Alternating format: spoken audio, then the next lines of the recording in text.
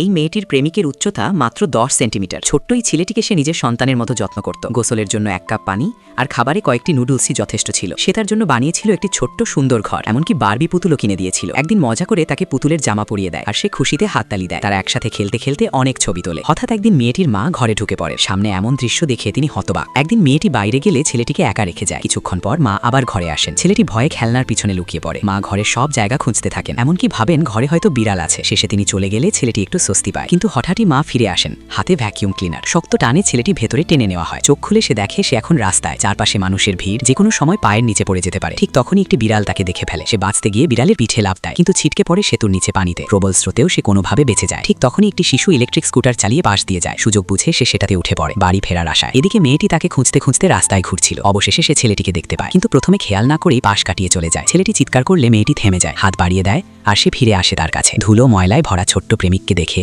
মেয়েটির চোখে ভেসে ওঠে অপরাধ বোধ আর ভালোবাসা।